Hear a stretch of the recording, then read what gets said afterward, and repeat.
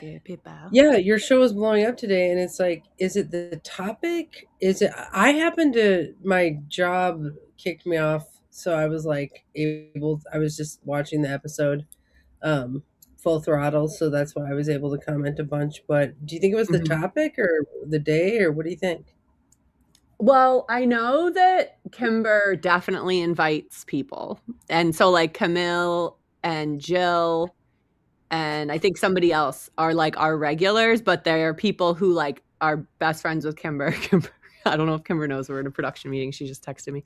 Um, Oh, but Jensen was like my friend that was there. And then I've started noticing people that are liking it or watching it later and it shows up. It's like this part, it's like random people that I'm friends with on Facebook from like other parts of life.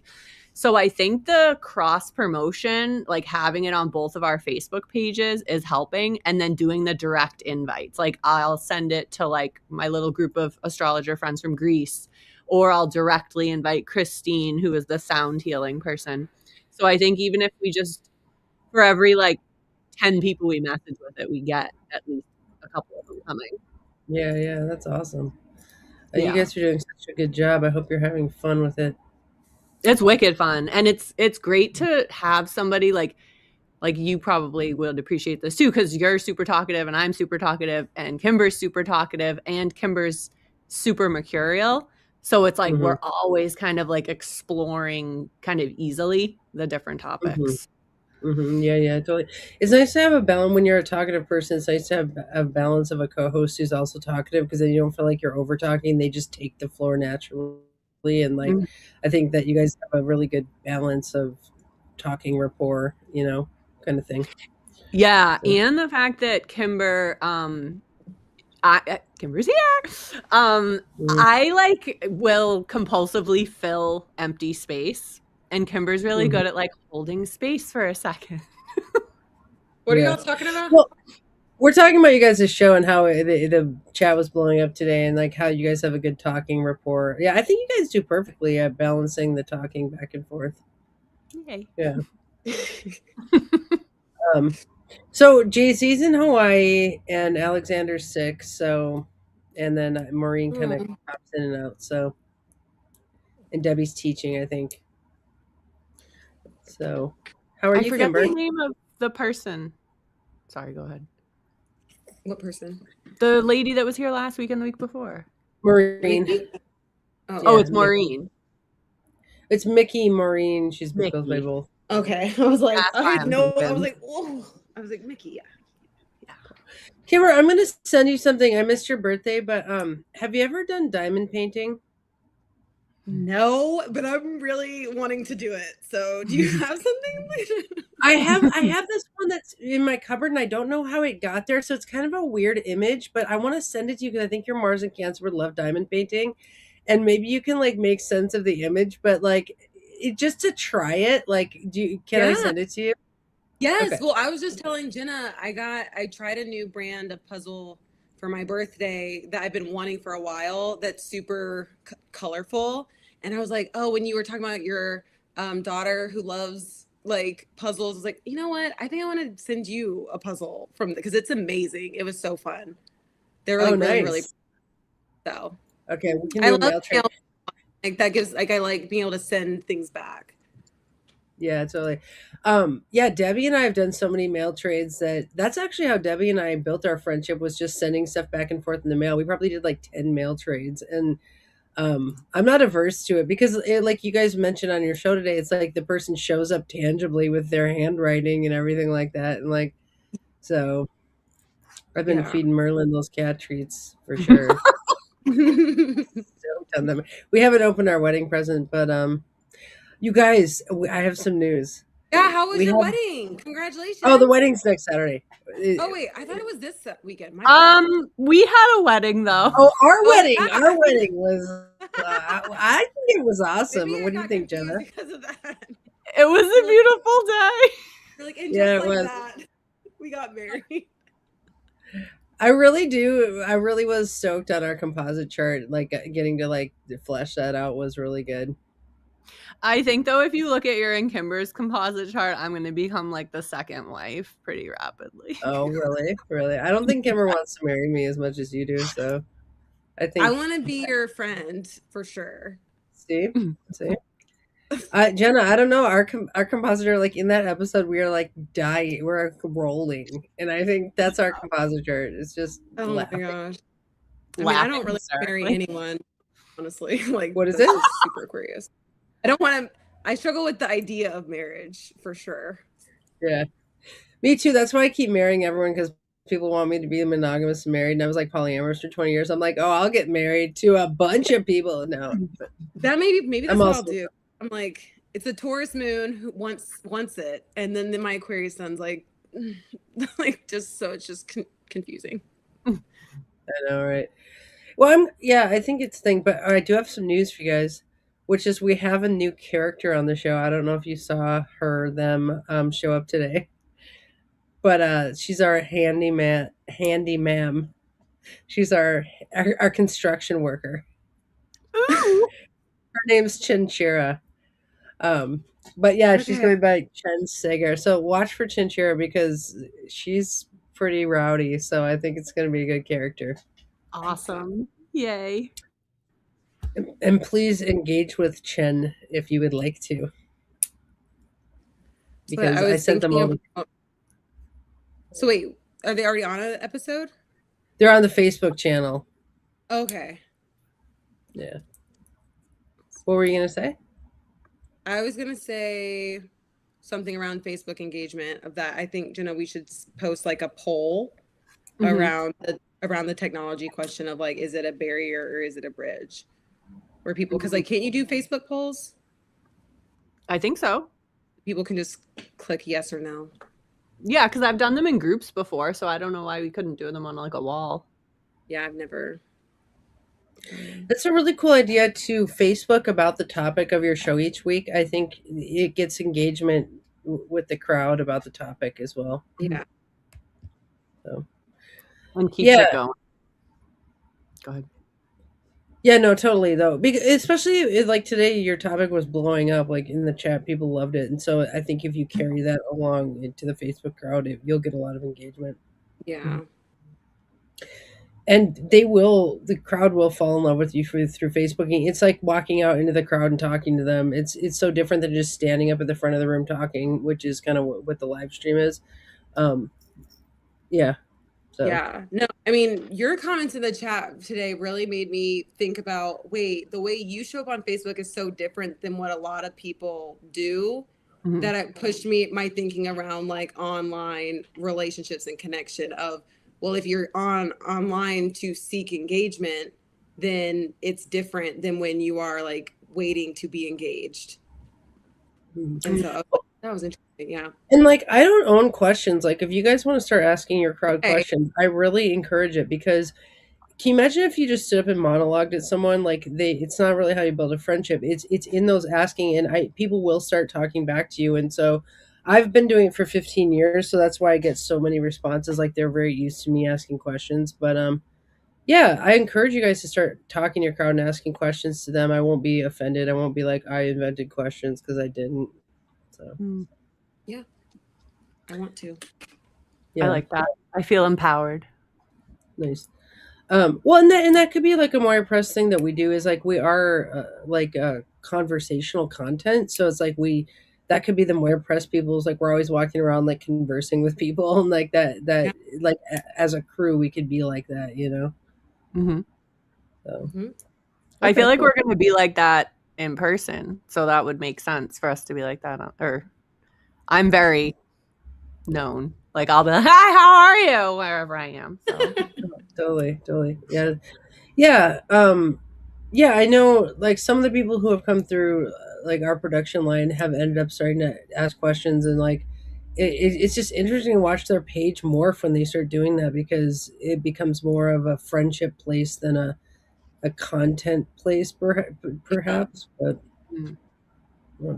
anyway, do you guys have anything you want to talk about with production since it's such a small meeting? Well, I have one little thing. you probably already know this, Andy, and this is only something I probably need to know for myself, but maybe if I put it on the live stream. So when we closed today, I just closed the browser and I never hit end stream.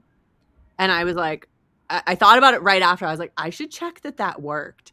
And then I was like creepily like closing my iPad so the camera didn't turn back on because it just went black and we were still live on YouTube. So we always have to hit end stream. Okay. So the stream's like long.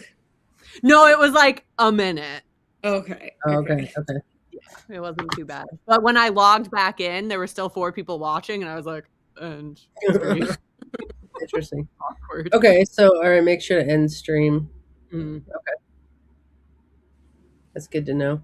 it's my one thing.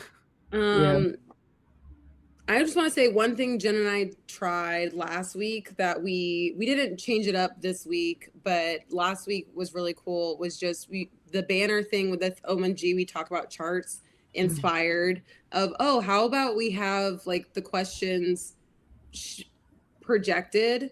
So it's like if someone joins late, they kind of see like what is the question in the chat more. And we did see more chat engagement with having the banner of like what is the question to kind of engage the chat. And that was kind of cool. And then we did it this time, but we only had like one question. But I felt like that really helps with like the chat engagement of like what are we talking about? And so I thought that'd be cool to share with other episodes or shows. Yeah, I love that. Like you just go down to the comments, you press like show comment or whatever. Yeah, or it's like before we were like, oh, what would be a good opening? Like if we're starting to talk about Uranus and Aquarius. So then Jenna was like, oh, let's write this topic of like, do you think technology is a bridge or barrier in relationships? So she had that ready and just like posted it. And then it was up. And then there's one you had before, Jenna, where it's like sometimes she'll put in the chat and then say, what do you think? So it's like if you were doing your Goliaths one, it's like, what are some of your Goliaths? And that would just be projected. So that way, if someone's scrolling on Facebook or YouTube and coming in late, they can kind of see what are people answering in the chat. And it kind of helped. Last week, we changed it a few times, and I noticed that it kind of helped keep the chat moving with the topic that we were evolving with. And that was kind of, I was like, oh, I was not excited. I was like, let's just try it. Let's see what happens. And it worked out. Nice. It was great. It was a really good idea. More questions as banners. I like that. Yeah. Okay.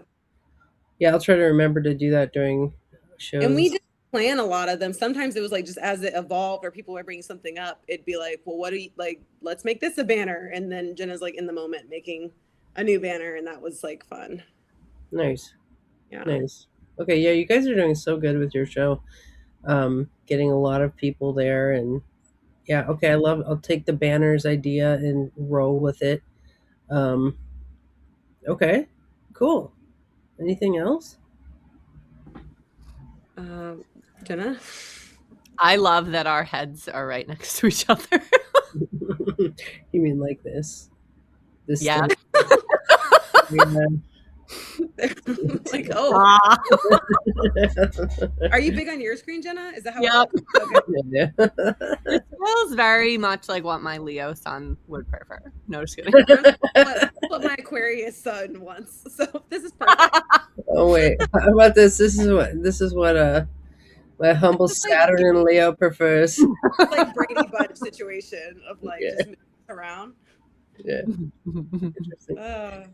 I hope you guys are starting to like understand who I am as a real person than who I am like when I'm acting on Facebook. Like, because Jenny, you'd said that on Sundays it helped you anchor into like who I am as a real person, but hopefully you're starting to kind of figure out who I am as a real person. Yeah. And it's good for like shadow work because I'm like, what is me? And what is Andy and Kimber having a life? Yeah.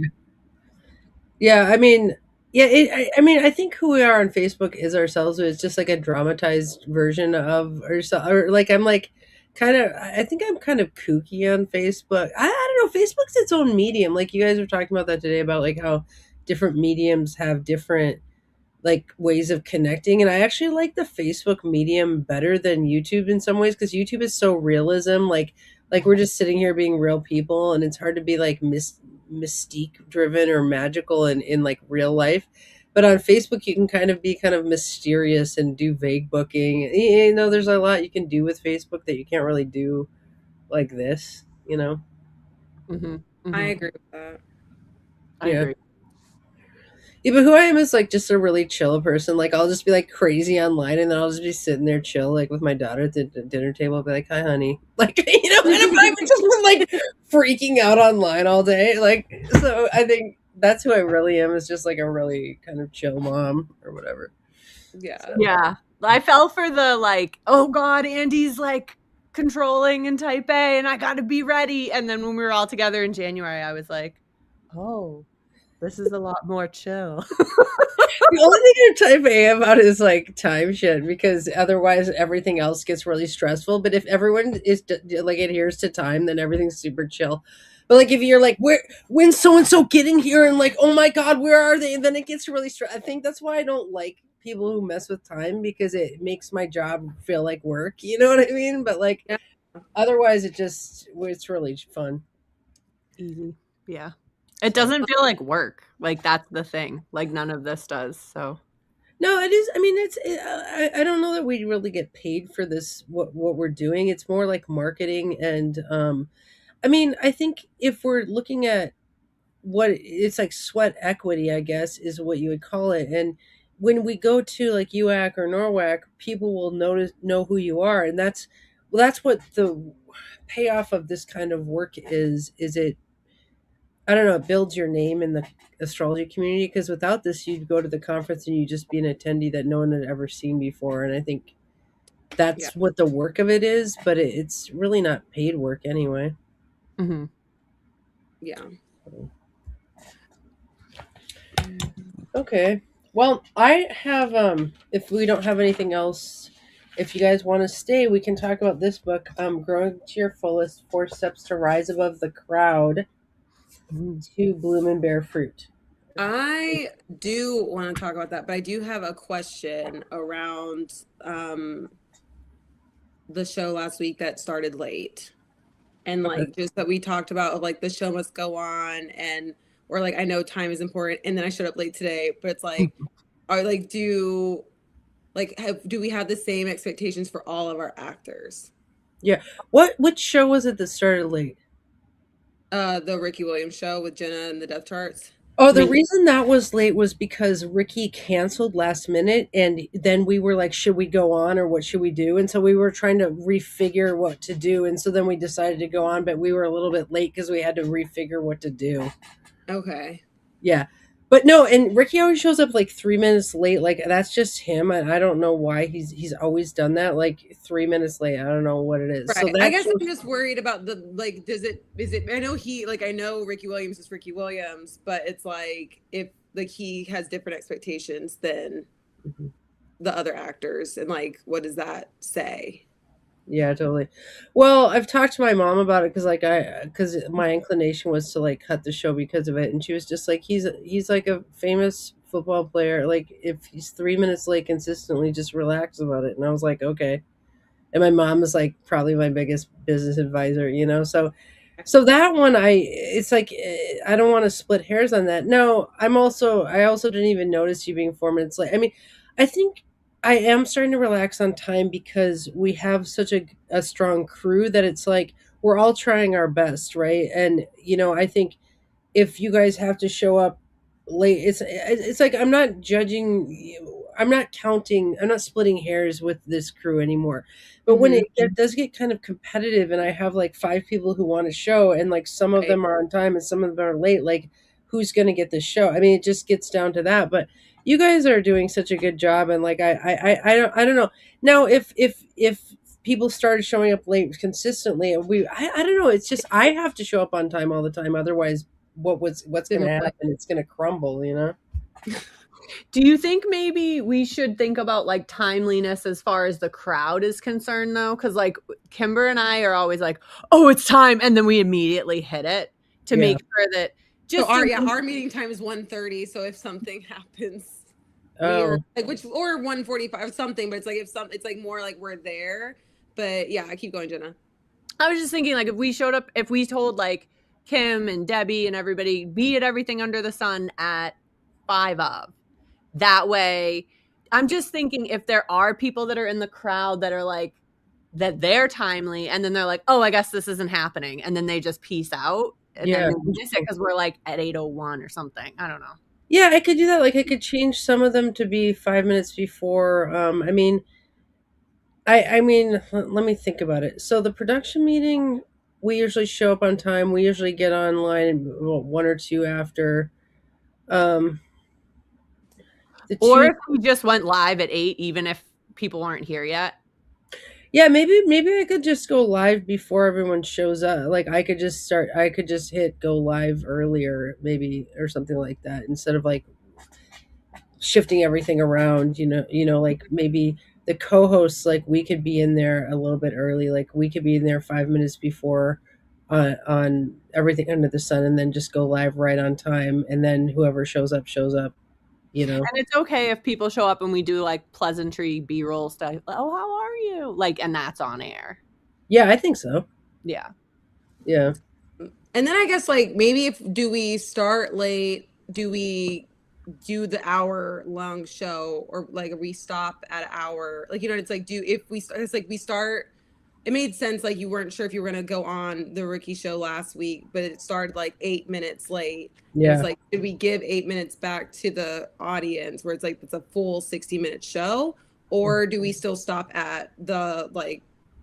I don't know what time it's actually 3:00 your time. I have to stop because I always have stuff scheduled afterwards. Right, and that makes sense. Yeah. But if you guys want to go late, I mean, it's really you guys. Your show's its kind of own entity, so Yeah. you're building with your crowd, and if your crowd wants you there 1 minute early and they want you to stay late, if it's hopping, like you guys can do whatever you want. Okay. Did you see that we have like no recording space in StreamYard left? I don't know what that means because all our stuff is recorded to YouTube. Oh, interesting. Yeah, I think StreamYard might be full. I might have to go in and let me see the library. Because I guess like if we delete it in StreamYard, it's not deleting it the other places. Hopefully. Right. Yeah, I think I can select all and delete it. Oh yeah, I can delete them. Should I just delete them all? Maybe delete one and see if it stays on YouTube first. Yeah. Just do it. Okay, I can work on that tomorrow. Yeah. As far as the show's going on time, I can't tweak it much at this point because I'm so full that it's like I think I have to keep going with what. And it was a bummer that we started late on the Ricky show, but we're also just doing the best we can. With Billy, like I'll go over that 4:55 and we go on air at 5. We tried, but we were late that one time. And what happened there was I went over there and he started talking to me about his life problems. And I was like, I couldn't not talk to him about his problems. And so now I've learned to like schedule time to talk to him about his problems outside of the episode. And like, it's a learning curve. It's like we try for perfection, but we're dealing with a lot of people, and so it's. Oh yeah, I was more like just curious or like exploring, but yeah, that makes sense.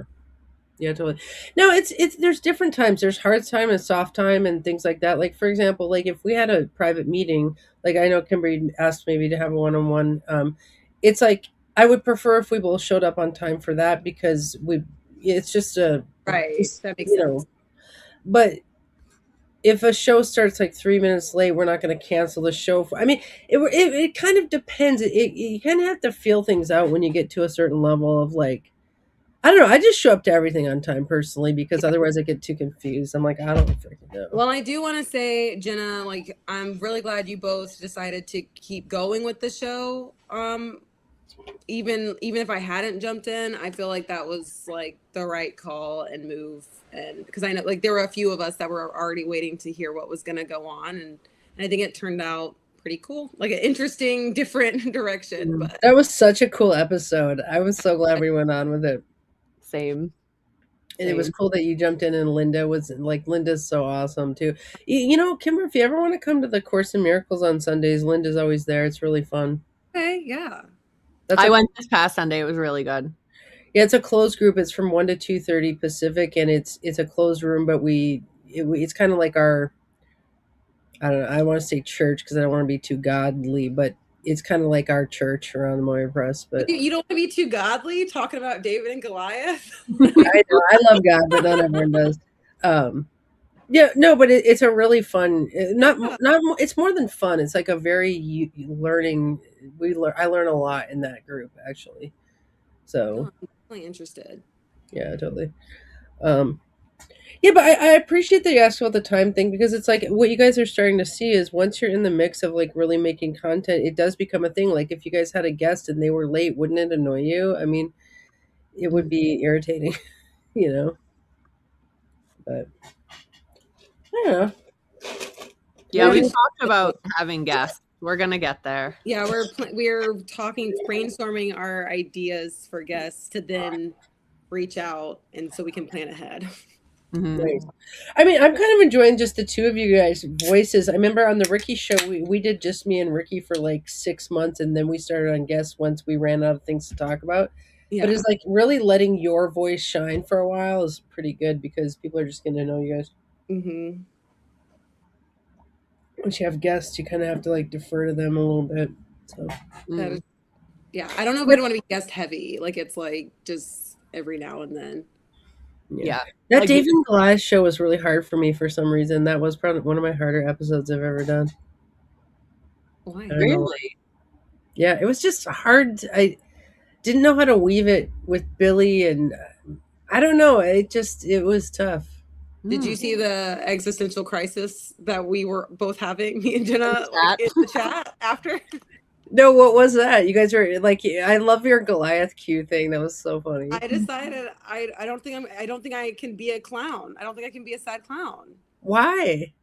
Because this conversation was this weird epiphany, and remediation wise the sun, like Venus, was like hitting the spot, and like the week before Mercury was hitting, and I was talking to my boss saying like I don't know if I can do this job long term. Like this isn't what I value long term. It's like I love it and I want to get the team into a right spot, but I think what's next. And then this time I was like, wait, I have a lot of Goliaths, and one of my Goliaths is just sitting unattended to be, and I'm like, it's like, is the sad clown a Goliath yet?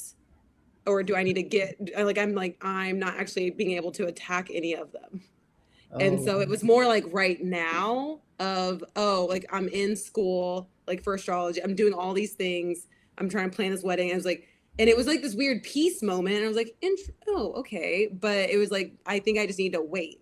But I did tell Jenna today, I was like, I would really like my clown. I want to go to Convergence, and I want to explore what it means to be a clown, and like more of a behind the scenes metamorphosis of like Kimber exploring clowning would be what feels comfortable. Because like I was telling Jenna, I was like, I don't even think I can create a clown character because I'm still getting comfortable with like who is Kimber now and like who I am as a person. So committing to like this is my clown identity does is like there's no way I could do that right now. But I'm like I still want to play with it and like explore it, and I could do a behind the scenes thing. I don't want to let go of it. But I'm like I'm a fourth house Aquarius sun, and being seen is hard. Like Leo Chiron. There you go, Jenna. Like that, putting myself, like I like being behind the camera, that's easy for me. And so I'm like, to me it is a Goliath is clowning. So I was like, but yeah, we were in crisis, I was in a crisis in that. well, yeah, I saw that, and it was like, and I have a few things to say about that. One is, it's like we have a lot of parts to what we do, and clowning is one of them. And it might be nice to wait to unveil that until you get kind of stagnant with what you're doing with the talk shows. I mean, Yeah, you can always become a clown a year from now.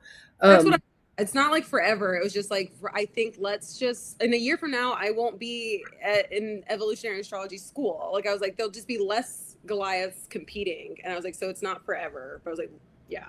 Yeah, I'm interested in clown versions. I was looking at some of the topics. It's like the esoteric look at clowning. Like I'm really curious about it. I actually have to get registered, but yeah, I mean studying it like theoretically might be, but yeah, whatever level of engagement works for you. But also, I was trying to say back to you that clowning is kind of how I deal with the Goliaths. Is like I'm always facing these huge Goliaths, and I'm like, and I'm a clown. Like Which it's like I'm like I one day maybe that is like my Goliath, not my yeah, right. coping mechanism. What are your Goliaths, Jenna? Oh my God, guilt is my Goliath. You said that in the show. What do you feel guilty about right now? Dude, everything. Have I talked about going to Reiki? And she was like, get to the bottom. The Reiki person was like, get to the bottom of your guilt. Like, where does it stem from? And I swear, I never thought I could travel the way I travel now. I think deep memory process plus psychedelics like opened it up. But I was just Reikiing it out. And all of a sudden, I'm like in my mother's womb, feeling guilty for being there. And I was like, are you fucking kidding me? This is where my guilt stems from. Like, literally, my Reiki for you? That is not my Reiki experience. I've only had Reiki twice, so Okay. that was wild. Were you feeling guilty for being born, or for being like I wasn't like I was like, oh, I'm sorry, I'm here. Ooh, and then like I just felt my like massiveness of being like in very visible, and it reminded me of, this is crazy, but when I did DMT. And the whole experience, I never blasted off and did all that crazy visiting the snakes and all that, but I just stayed in the waiting room. But the whole thing was about like this feeling of like embarrassment. And it was like spirit was like flashing me and was like, what now? And making like really intense eye contact. And when I was in the Reiki this past weekend, I was like, oh my God, it's that same feeling of just being hyper exposed. And it's like, what now? There's nothing you can do about it. And it was like I was the hyper exposed belly of my birth mom. It was so trippy. wow, It was so trippy. So crazy. Thank you. Well, I hope that we can help you with your guilt. I mean, I think, I don't know what creates guilt. Did you think like that Saturn Pluto semi-sextile on your chart like might be a guilt inducer? Because like anytime you get like Saturn, like, because like guilt's kind of like a puckering feeling. You're just like, oh God, and I feel like when you have Pluto with Saturn, there's like obsession with like that feeling of like something's wrong. You know what I mean? I don't know. Yeah, I need to let it go. I feel like before my life had this big shift period, I was just so busy, and I feel like the one Goliath too is just getting like I needed to pause for so long. And that was good for me, but it's like this weird making sure I don't just get busy and that I'm being intentional, but it's like being comfortable with the fact that movement is, I need to move or like be committed to things again.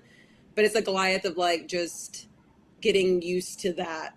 Like it's not busyness in like a I'm distracted way, but just that my life is full now, which feels good. But it's like this weird, I don't want to lose myself in my commitments, and I want to say yes to things, like I want to connect, and I'm like that's kind of I think like my meta Goliath of just, maybe that's why I had too many Goliaths, because that was, clowning was not the only Goliath. I think I was like, oh, in my personal life this is actually not something that's connected to me, like, or just because you guys were talking, you and Billy were talking about like albums and just like there's a project that you are committed to, or it's connected to this goal you want to achieve. And that's what I was kind of reflecting on. What do I feel as a Goliath? And then what are my higher goals? And which of these are connected to those? And like, so those are really my Goliaths. And like, maybe the other ones wouldn't actually, like, I don't think clowning would be a Goliath if I had made some like progress on these other things first. I was like, interesting. Well, yeah, I do think there's this idea of like being busy with the right things. Like in this Grow Yourself to the Fullest book, like she's talking about having a vision, like a dream or a goal, and then you kind of have to like stay, like things will tempt you and distractions and stuff like that. And I think things can become Goliaths if they're like distracting you from your larger goal. I mean, I think, but it's really interesting. You're basically talking about fullness here, because I'm actually having to get used to this idea of being full all the time too. Debbie, you want to come in the room? Of like basically, like, okay, I've been getting this download like from the higher powers of Saturn's just entered my 11th house, and it's like there's this book I was shown like that I'm supposed to read called The Church That Never Sleeps.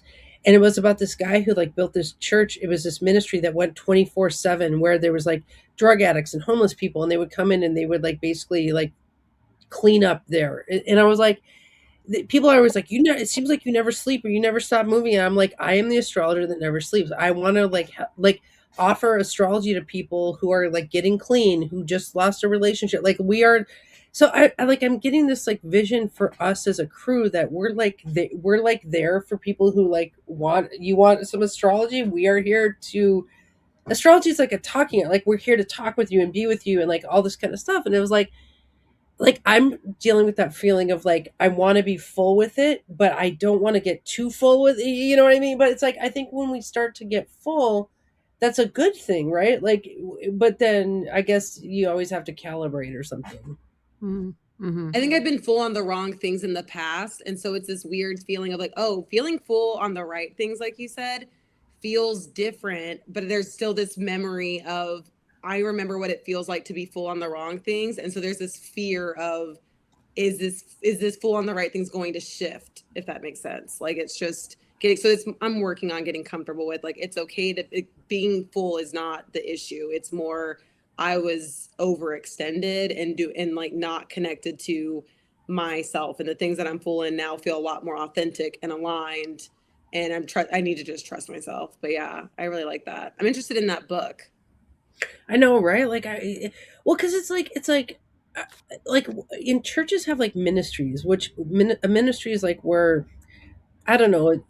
I hate to get too churchy, but I have been shown many visions that this is like basically what I'm here to do is like be an astrologer full time, and but Saturn's going through my 11th, which is now building the community of that, right? So it's like the last 3 years is going through my 10th, and I was like getting classes going and like all this stuff, production stuff going, and now it's like now it's all about like the crew, and like it's just I don't know. I want to never sleep. Honestly, I want to just be constantly working with the crew of like, what are we doing now? What are we doing? But like, I don't know.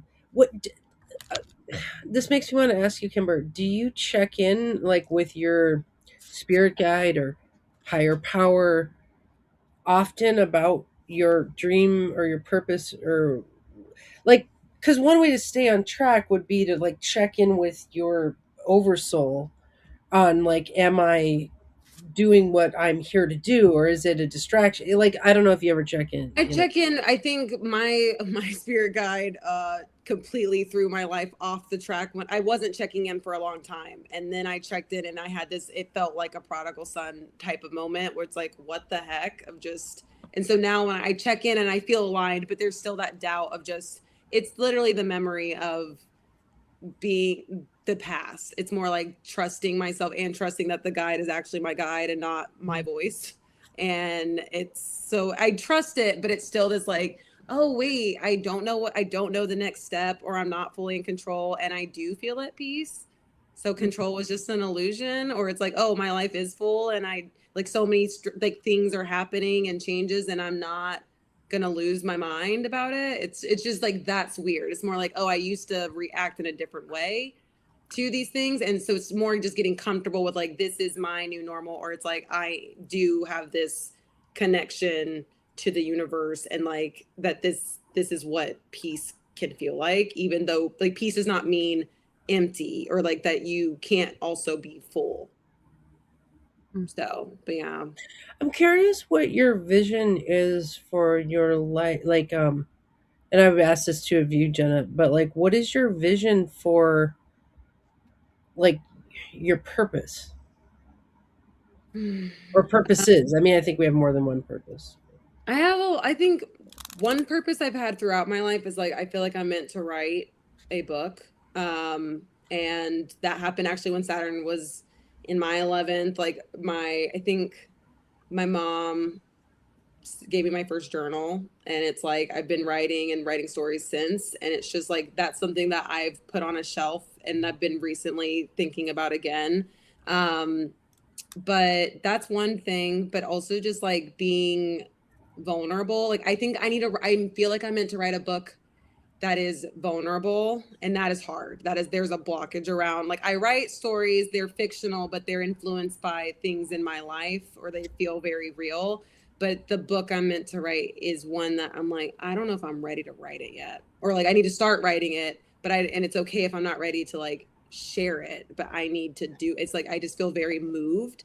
um and then I don't know if I'm meant to be a mom. I would love to be a mom, but I think I'm meant to like create a family that is authentic and be maternal in some way. And I'm more open now into what that definition of mother is. But it's just more about not having to self abandon to have like this family. Interesting. Yeah, that's what I would say. Is there anything in your view about astrology as being part of your life path? Oh, yes. I mean, I think I want to be an astrologer for sure. Like, Oh, and help people with their things. I do want to write one astrology book specifically. okay. Yeah. What about you, Jenna? What do you see as your? So I know that bridges is a big part of my life path. And whether that's bridget, like I love bringing people together, whether it's like, oh, you two would get along, boom, go. Or like things like that. Or if it's like bringing my clients into different resources or into community or pairing them up in ways where it's like bringing them to the next step of their journey. But and it's funny because I read something the other day about how Chiron is a bridge. But anyways, so bridging, but then also I think that there's something in me that is about mirroring or marrying spirituality with deep shadow work and showing people that that ultimately is how we heal completely, like our entire being. No wound is too deep or too ancient to not benefit from that marriage, if that makes sense. But it's like, and I see that as represented as the Saturn semi-sextile to Neptune in my chart. And the fact that like it feels like that, the two keys next to each other on the piano, and it's like, does this actually sound good? And you have to like figure out a way to make it actually sound right rather than just sounding dissonant. Interesting.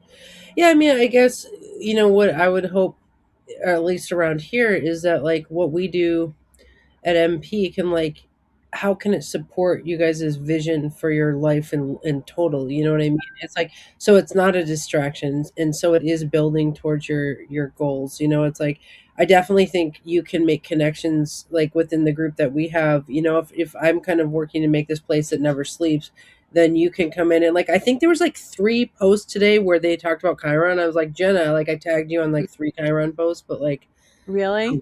I've been yeah. so busy, I haven't even like gone on very Yeah, long. but I think like hopefully you can do that around here because what we offer is like a place where astrology lives because there are like 5,000 people there. So it's like you can do your work there. And the same with Kimber is like you can, I mean, I don't know, Kimber, is Saturn going through your seventh? Just enter your seventh? Saturn, whole sign, yes. It's Okay. entering my sixth, right? Like in Placidus. Okay. Do you use Placidus? Yes. Okay. So for Depends on what you, I. yeah, because I mean, I guess with us like studying like how to grow to your fullest, right? Yeah. Um, we definitely would want, and that's what I think a producer does is like grow people basically, and it's like, and so it's like I guess I would always want to make sure that like we're growing you and adding Oh, to your to fullness. me, I didn't even know what I was getting involved with when Jenna said just show up to this thing at first, but it's been so good for me. Like it felt like almost remediation wise good for my moon Pluto, but it's like it's helped. I just meeting other people who are like creative and astrologers, but also have other interests was really cool. And just like being like, I had been off social media or just like, I was really struggling with putting myself out there again, and so doing like meeting people and like it was uncomfortable at first, but it was really really cool, and it helped me kind of believe in my astrology vision and like all these, like I don't have to just be this the one thing, I can do multiple things, and remediation specifically has been amazing because it's added a lot to my evolutionary astrology practice, but also opened up like how can astrology like you said before like stay dynamic and like as a person who's like living through it. But yeah, I actually feel like it feels full in the right way, and I feel like I'm more connected to people who have, I'm not having to hide or dim my interests, Mm. and it's like, oh, I can actually get excited and geek out about the things I like, and not just from like an astrologer client point of view, but just with like fellow astrologers, and that was missing in my life. Mm. Nice. I think that's something that the Moira Press is really unique with because there's a lot of different astrology offerings where it's like just hanging out or just gathering for some specific event or just offering classes. Whereas Moira Press has like all of that. Like there's podcasts, there's fun podcasts, there's intense astrology ones, there's the Ricky Williams show. Like there's all these different characters, but then there's also the remediation group that you have the different sessions about the houses that you're offering right now. And then plus you're doing one-on-one tutoring. And like we all have our own little practices too, little or big. Like even if the intersectionality of like my astrology offerings and Andy's and Kimber's and Debbie's are all different, it's still like we're still coming together and creating like some alchemy as just four plus abundantly minded astrologers. Yeah, it's interesting because like the conferences happen once a year, and it's like for those of us who really love astrology and astrologers, it's like once a year is not enough to feed our soul. It's like we can do that all year long, and that's kind of like what we've developed. And it's like in my vision, like you are our Chiron astrologer, you are our trauma astrologer, and that's why I've started to be like with all the Chiron people. I'm like, Jenna, I'm just tagging you in it because it's like I have no interest in doing Chiron, and like Kimber, I would love to figure out what your specialties are. And same with Debbie too. It's like I think we could start carving out a thing where we all have our specialties, and people who find us as a crew, we're just like, oh yeah, Kimber does that, or like Jenna does that, like so people can get filtered around into working with the astrologers that really work for them. Yeah. Yeah. What I are know you? off the bat that Kimber is great at fertility astrology. Don't say it. Okay. Sorry. Don't go to Kimber, anyone. I am very good at it, but it's I don't advertise it. Okay, well, sorry. what Kimber, what do you like to do with astro? Like what are your I do love fertility astrology. Specifically working with people who like had losses and things, and just it's really cool. But I've noticed recently I get a lot of people who have hard Pluto placements, and it's been making me think about with like remediation research, or just kind of figuring out what would be a cool research project with a bunch of different like a Pluto moon opposition versus a Pluto moon square. But I have like a lot of charts of different ways of just seeing it. But it's like when I know how I live with mine, and I've experienced an astrologer seeing my Pluto moon and saying, yikes. And like that does not feel good. And I don't have that same reaction when I see it, if that makes sense. Because it's like, well, I live with it and we'll be fine. It's kind of how you talk about the sun square Mars. Mm-hmm. So I just feel like I've been thinking more about how can my remediation research project maybe expand beyond myself. Yeah. So maybe like Pluto things, fertility. Okay. And we can always add up things on, like, as you guys grow and like you guys are like, oh, I'm really interested in XYZ, we can always add that on to you. What Ceres too. I would say like if Jenna's Chiron, I'm like, to me, I'm like, I am Ceres is the asteroid, like the planet that Oh my God, that's good to know. A lot of people talk about their series, and I have no interest in doing that. I look at it in everyone's chart, and it resonates with me the way that Chiron is for Jenna. Okay. Well, if you start going on the Facebook, you should talk about the things that you like doing readings about. Like if you talk about series, and you could ask the wall, like, where's your series and things like that. And as they show up, you could talk to them about it. I mean, I think carving out your niche in astrology is like, because a lot of astrologers get readings from other astrologers because it's like taking your electrical diagram around and seeing what people say. And so I think, yeah, that's what I did. I got a reading from Jenna because it was like something I'm like, you can give me this information. And I've worked with you. It's like, I was like, this makes more sense. I think astrologers should work with other astrologers. Totally. And it's like you're never going to get the same reading twice. I always empower people. They're like, oh, I've had a reading before. I'm like, I'm not even telling you come to me. I'm telling you go to somebody else, because the way we interpret the world is through our unique chart. Yeah. So that lens over your chart is going to give you different information than someone else's lens over it. Yeah. So Kimber, one of the lessons from this Grow Yourself to the Fullest book was like, it was talking about how you got to water your plant. And it's interesting because she compares people to plants the whole time, and so does teleology, and so do astrologers actually. And so it's like, but you made me think of this lesson in here, which is if we are growing ourselves to the fullest, it's like if you water your garden, right? everything grows, and then there's weeds and thorns that grow, and so in that we have to trim the weeds and the thorns. And like, so you're saying that you're getting full to the point where you're like, I don't know if I'm too full. And I think this is true for all of us. Like, we as we are now growing, and we are growing rapidly together, like all of us, we're just like getting, it's like exponential. But I think we should be cognizant of, like, when we're growing a weed, like a relationship that we're growing. Like, Jenna, you met with somebody, I won't name their name, but like, and he like got a free reading from you and it felt bad or whatever. And it's like, just trim that weed. Like, just be like, that felt like a weed that I don't want to grow that, or that plant I'm not super into. And so I think it's a good lesson for us to grow forth and then trim things, as opposed to being like so boundary that we don't really grow, you know? Right. Yeah. And then when you set those boundaries, guys, it's really important that you don't feel guilty about them, That's right, Jenna. or else you'll grow a giant bump on the back of your neck. You can script yourself out of guilt. Like, what is the opposite of guilt? It's like guilt free. You could script it. You could say, I love living guilt free. I live guilt free. Like, being guilt free. Like, you don't want to say, I don't want guilt, because that gives a vision of guilt. So you'd be like, I am guilt free and I love it. So I would look at guilt free as an image. It's outcome oriented. That's what it's called, right? It's like you don't say, I'm using this because I feel guilty. You're saying, like, you're calling in. It's like you're, instead of, if you're trying to quit smoking and you're manifesting, you don't say, I don't want to smoke. I don't want to smoke, because all you see is a picture of yourself smoking. You say, I am a non-smoker. Mm-hmm, I mm-hmm. live as a non-smoker, because you then imagine a non-smoker. And so I think guilt-free is like what you're trying to get to, is like a place where you are free of guilt, or, you know.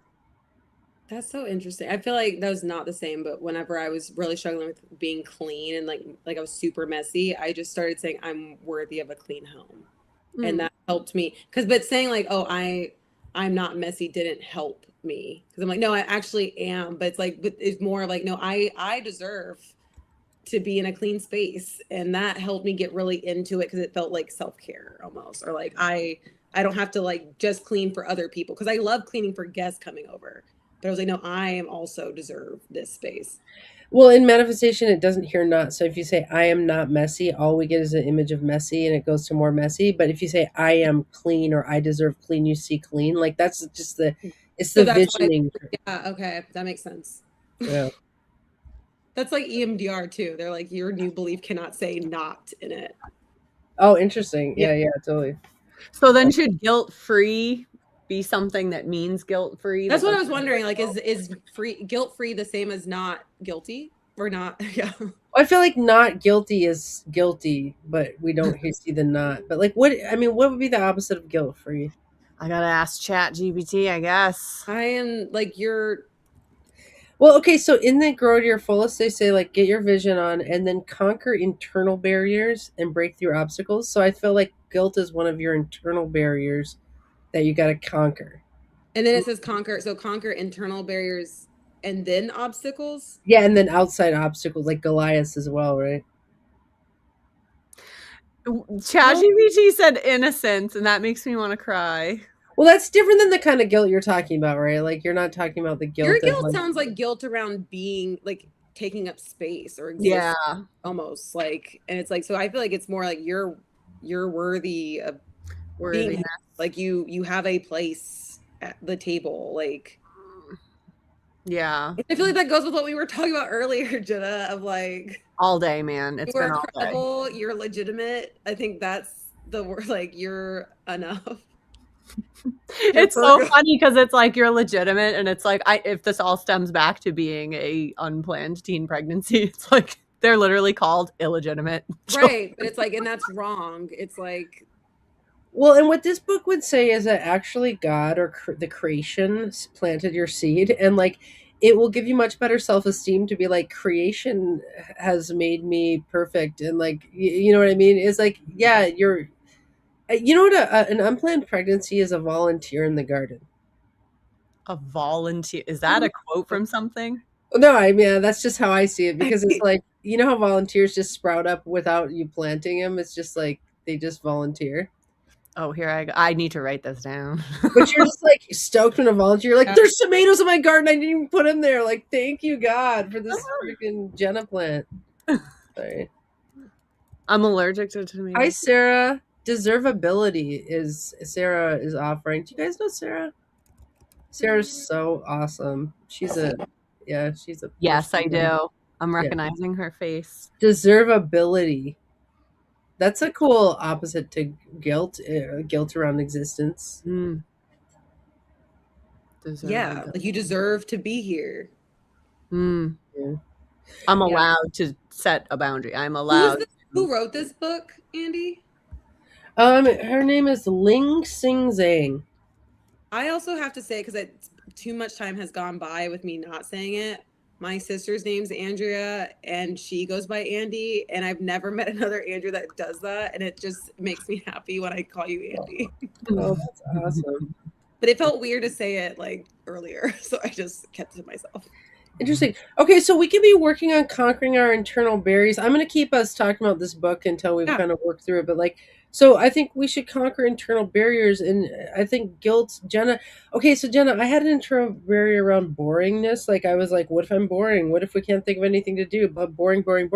And so I read a book on it, The Boredom Solution. And I did all this stuff, and then one day I got so sick of worrying about boredom. I got my script out and I started scripting it, and I was like. I looked up all the antonyms to boring. It was like excited and passionate, like all this stuff. And so I wrote like tons of sentences. Like I'm passionate about books, and I wrote like a list of 20 things. Like I'm passionate about books. I'm passionate about Facebook. I'm passionate. Like I basically wrote myself out of boredom, and I was like, "There's no way I can be bored after I scripted this." So I would just like attack it in scripting if it's really an internal barrier.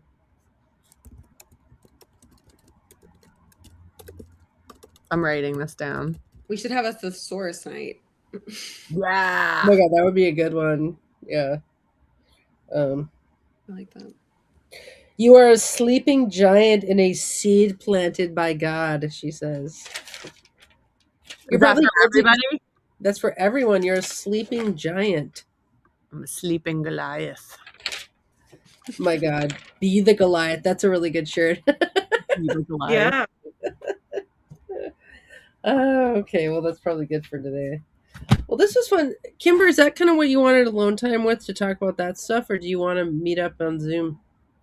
Oh, I just want to meet up. No, just meet up in general. Okay. Well, we should schedule that. Yeah, I will. Okay. Email me. Yeah. No, that was really interesting. I'm glad you brought up that, because I was like, maybe that makes me want to revisit the Goliath conversation with the internal. What is an internal barrier? Because I was even thinking about show your work of just, I've released it now, but it's like this perfectionism or like, well, it's not good enough to be showing yet. But now it's like, what is actually a Goliath or external, like just separating that. Well, it's interesting. The reason I got into this book was, okay, let's not try for perfection. Let's try for fullness of our plant. What if we tried for that?